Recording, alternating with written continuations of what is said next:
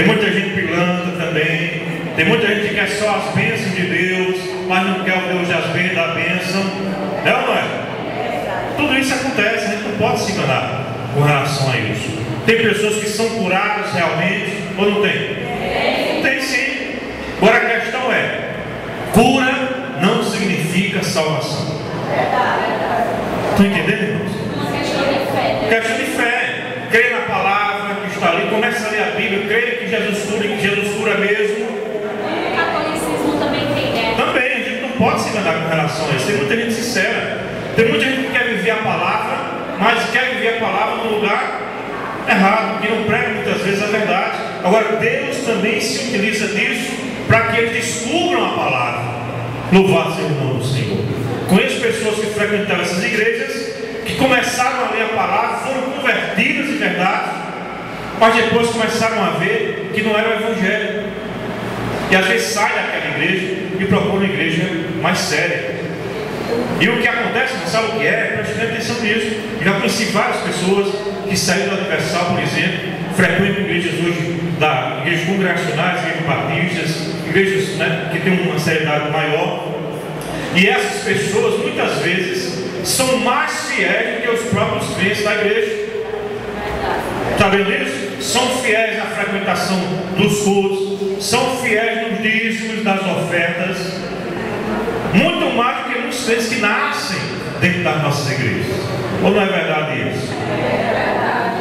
Então a gente tem que entender essas coisas. Não pode colocar todo mundo no inferno, porque a gente sabe que tem muita gente ali que quer de fato buscar a Deus. Agora, muita gente são curadas, mas não são salvas. Sabia disso? É só ler o Evangelho. A Bíblia diz que 10 leprosos foram encontrar com Jesus. Foram ou não foram? Jesus mandou que eles fossem se lavar para ser curados. Quantos foram curados? Quantos? Todos 10 foram curados. Agora, quantos foram salvos? Um. Somente um retorna para falar com Jesus, para agradecer a Jesus a cura. Aí esse Jesus salva. Já imaginou isso? 10%. Não é? De 10, um foi salvo. De 10 que foram curados, um foi salvo. Imagina, de cada 100 que são curados, 10 podem encontrar salvação, né? Claro que são uma ideia hipotética, mas dá para a gente imaginar isso. Nem todo mundo que é curado é salvo. Amém? Amém. Louvado seja o nome do Senhor. Amém. Se você está doente, você quer ser curado ou não? Eu quero. Eu estou doente, eu quero que Deus me cure. Ou você gosta de adoecer? Se gostar, venha para aqui que eu vou orar para Jesus. Jesus, né? Coloca uma doença nessa irmã que está tão sadia. Quem que quer oração dessa? Ninguém quer oração dessa, é ou não é? Eu quero oração que eu fique bom. Agora, a minha saúde no corpo é uma coisa. Agora, a minha saúde na alma é preciosa. Jesus disse: temei, não aqueles que podem matar o corpo, porque é só isso que eles podem fazer. Deve temer aqueles que, além de matar o corpo, podem lançar a sua alma no inferno. Estão entendendo, irmãos? Eu louvo a Deus, não porque eu tenho saúde no corpo, mas porque eu tenho saúde na alma. Tem muita gente que tem saúde no corpo, mas tem a alma apodrecida, adoecida. É verdade ou não? De que vale isso? Claro que bom ter os dois, é ou não é? Ter saúde no corpo e saúde na alma. Mas é natural do ser humano, irmãos, que quando a idade vai chegando, o corpo já não responde da mesma forma. Quando você começa a chegar na idade do condor, aí, meu irmão, é natural que isso aconteça. Tem muita gente aqui na igreja que já está na idade do condor.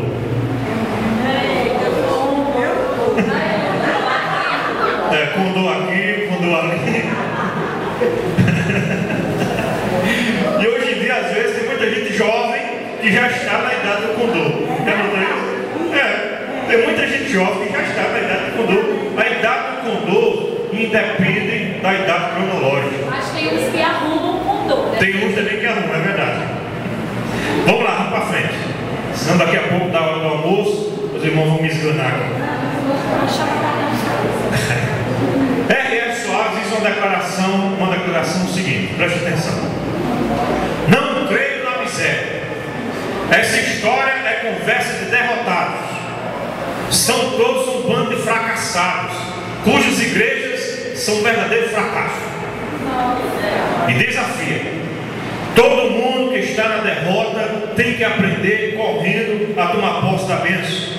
Senão vai continuar na derrota e dando péssimo testemunho.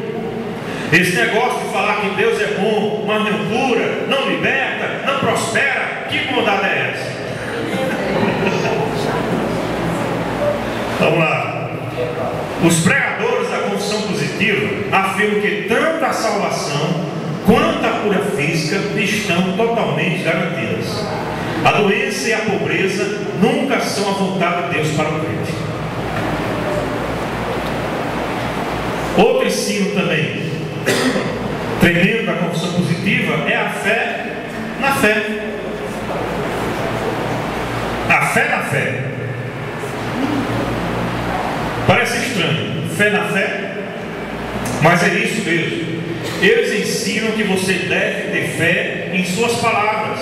Aí você terá fé em sua fé. Isso baseado em Marcos capítulo 11, verso 23. Alguém pode ler? Vamos lá para me ajudar, para que eu não fique só falando sozinho, para que você não cochile, para que você abra a Bíblia e leia esse texto para mim em nome de Jesus. Marcos 11, 23. O que é que diz? Leia bem alto. Enquanto eu vou tomar minha água aqui, que não é ungida. Amém. Porque em verdade vos digo que qualquer que disser a este monte, ergue-te e lança-te no mar, e não duvidar em seu coração, mas crê que se fará aquilo que ele diz, tudo o que disser será feito. Muito bem. Olha que texto fantástico.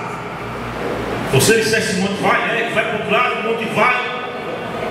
Então você tem que ter fé na sua fé. Que o que você disser vai acontecer.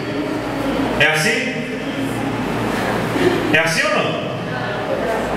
Se eu disser, Rodrigo, sai daqui, eu creio que você vai pular agora, vai para o outro lado. É o crente Copperfield. Ele faz as magias mirabolantes. Crente Michelin. Meus irmãos, vejam a simples refutação. É só ler o versículo anterior, o verso 22. Quer que diz o verso 22? Do texto? E Jesus respondendo disse: em fé. A fé, quem é o objeto da nossa fé? É a minha fé? Eu tenho que ter fé na fé? Eu tenho que ter fé em quem? Em Deus. Louvado seja o nome do Senhor. Amém?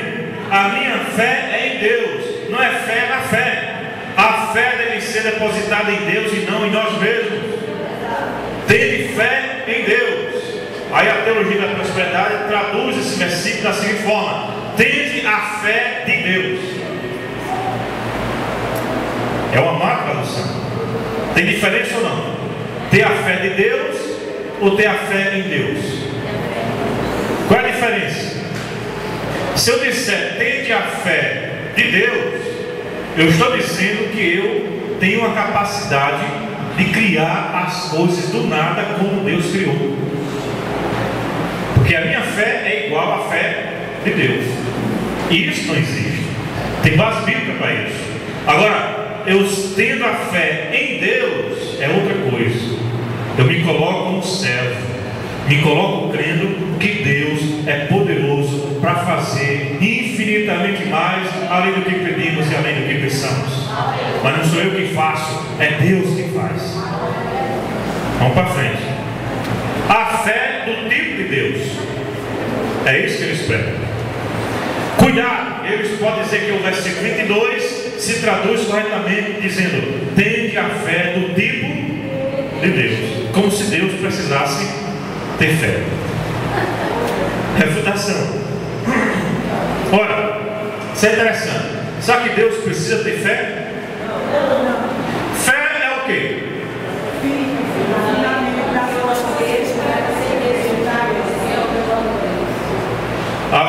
Vocês estão dizendo o versículo pela metade. Vamos dizer tudo? Olha, Hebreus, onde é que está escrito isso? Hebreus 11:1. Fé é o firme fundamento das coisas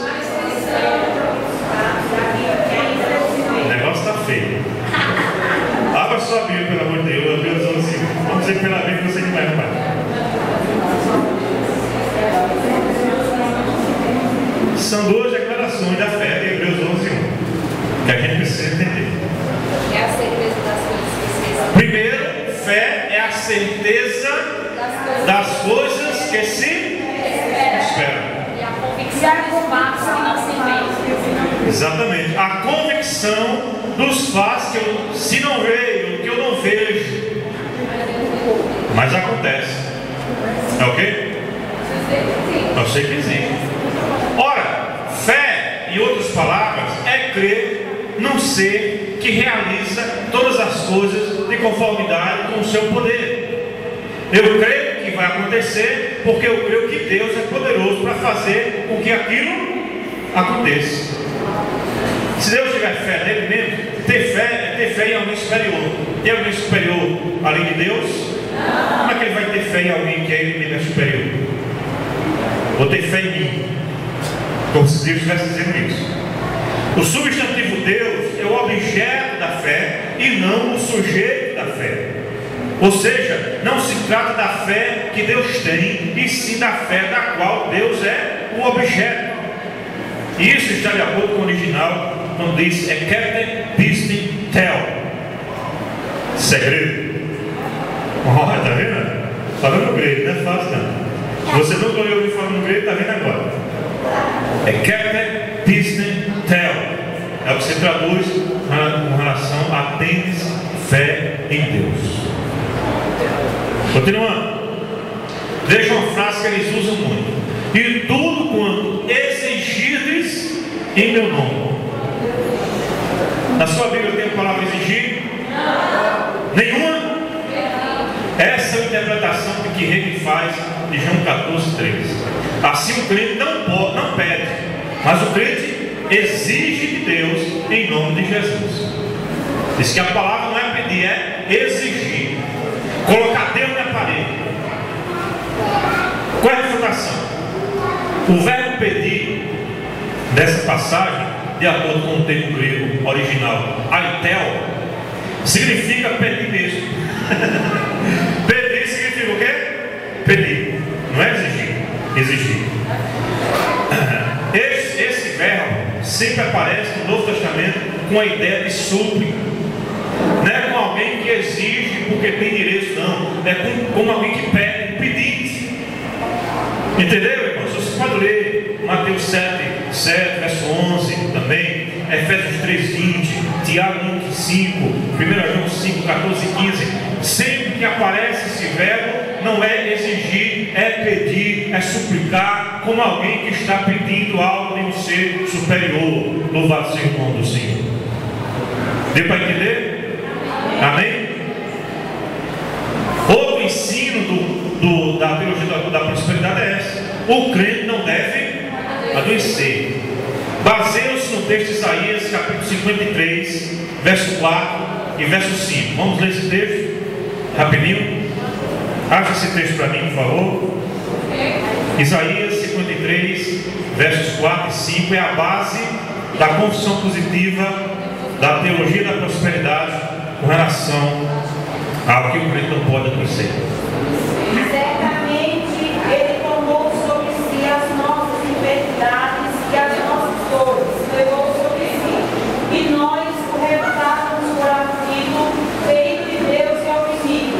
Mas ele foi transpassado pelas nossas transgressões e moído pelas nossas iniquidades.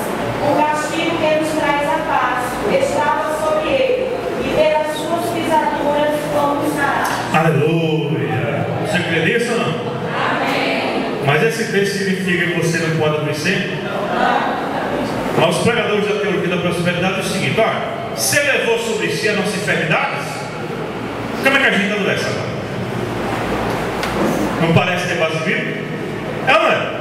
O texto está dizendo que ele levou sobre si as nossas enfermidades e as nossas dores também. Então, se você está com dor, como é que você está com dor se Jesus já levou na cruz?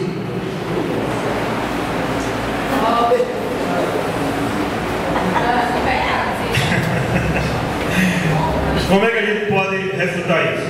Para argumentar que nós somos sarados, simplesmente não deve adoecer mais. O texto de Isaías diz respeito à cura espiritual. É só ler o contexto do texto de Isaías. Lembre sempre disso. E Pedro ainda explica que a cura é espiritual mesmo. Leia aí 1 Pedro, onde ele vai explicar explicar esse texto, porque o Novo Testamento explica o Antigo Testamento. A gente tem que pegar as correlações dos textos. Como é que eu vou entender Isaías? A gente tem que pensar o seguinte: qual texto do Novo Testamento fala desse texto de Isaías? Qual é? 1 Pedro 2, 24 e 25. Carregando ele mesmo em seu corpo, sobre o madeiro, o nosso pecado, para que nós, mortos para os pecados, vivamos para a justiça, por suas chagas fosse sarado. Por suas chagas fostes? Que texto é esse? O texto de Isaías. O que é que Pedro vai explicar? Que essas enfermidades e essas dores que Jesus leva sobre si na cruz são os nossos pecados. Amém, meu querido? Entendeu agora? É isso que Pedro vai explicar no texto de Isaías. Agora, Mateus também diz, com relação a esse texto de Isaías, que quando Jesus cura, e aí fala em cura mesmo, no corpo ele vai curar, era também um pré-requisito do Messias. Porque o texto de Isaías vai falar do Messias que viria. Como é que eles iam conhecer o Messias? Também por causa das curas que ele ia realizar. E foi isso que ele faz também lá no Evangelho, curando as pessoas, mostrando que aquele Jesus é o mesmo Jesus de Isaías, capítulo 53. Agora vamos para frente para entender melhor. E Pedro ainda explica que a cura espiritual, nós já vimos isso, através de Paulo. Preste atenção: muitos foram curados, Atos 19, 11 e 12. Porém, alguns textos sugerem problemas físicos em Paulo. Gálatas 4, 13 e 14, Gálatas 6, 11, 2 Coríntios 12, 7, que Paulo vai falar com relação a que foi pregar aos Gálatas com a enfermidade da carne, estava em fraqueza. E alguns sugerem até que a enfermidade de Paulo estava nos olhos, porque ele fala que os irmãos o amavam tanto que, se possível fosse, arrancariam seus próprios olhos para dar para Paulo. Então há essa sugestão com relação ao que Paulo sentia. Logicamente não há base para afirmar qual era a doença de Paulo, mas há essa interpretação, não é? Com relação até ao espinho da carne de Paulo. Mas o que é que a gente entende ainda da Bíblia? Paulo fala em Timóteo 5:23 algo interessante. Vamos ler aí, 1 Timóteo 5:23, rapidinho. Não continueis a beber somente água. Usa um pouco de vinho por causa do teu estômago e das tuas frequentes enfermidades. Olha, diz que Timóteo sofria de quê? De problema no estômago, de frequentes o quê? Enfermidades. Por que Paulo não curou Timóteo, se Paulo também curou outras pessoas? Agora esse texto é perigoso para os crentes de hoje, porque qualquer dorzinha no estômago vão querer tomar um golinho de vinho. Tem base bíblica, pastor? Já estou sentindo uma dorzinha no estômago, pastor, vou comprar um vinhozinho agora, né? Segunda Santa está chegando. Não viu o zico, por causa da minha frequente enfermidade. Naquela época também a gente tem que entender isso. Era também uma das formas, né, de medicamentosa do vinho, é usado também como medicamento. Hoje em dia tem farmácia também que vai cuidar do seu problema de estômago. Amém? Estão entendendo? Então vamos para frente. E em Trófimo também, Trófimo, 2 Timóteo 4:20. Querem ler? 2 Timóteo 4:20. Erasto ficou em Corinto. Quanto a Trófimo, deixai doente em Mileto. Ele diz que Paulo deixou Trófimo doente em Mileto. Trófimo doente. Está vendo aí que nome lindo? Trófimo. Sugestão para o seu filho, você, quando nascer seu filho, coloque irmão Trófimo. Doentes, Paulo também deixa pessoas doentes. Por que Paulo não se curou e também a si mesmo? Porque a soberania divina está acima de qualquer bênção material e física, e Deus sabe o que é melhor para cada um de nós. Amém. Glória a Deus. 28, 2 Coríntios 12, verso 9. Ou seja, você crê que Deus cura? Amém. Eu creio que Deus cura. Agora você crê também que Deus, se quiser, não cura? Amém. Creio também. Nem sempre sim, é verdade. Deus cura sim, agora nem sempre sim. Paulo estava doente e orou 3 vezes. Paulo tem problema, espinho na carne, orou 3 vezes para que Jesus tirasse aquele espinho. É ou não é? Orou, fez a campanha das 3 orações fortes, mas não funcionou. O que é que Jesus diz a Paulo? Paulo, a minha graça te basta, porque meu poder se aperfeiçoa na fraqueza. O que ele está dizendo? Paulo, você tem que ficar assim mesmo. Isso é bom para você. Tem um texto que escrevi baseado nesse episódio, que aliás vai ser um dos capítulos de um livro que eu estou escrevendo já há algum tempo, com relação a dores, enfermidades, problemas, que o título do livro provisório é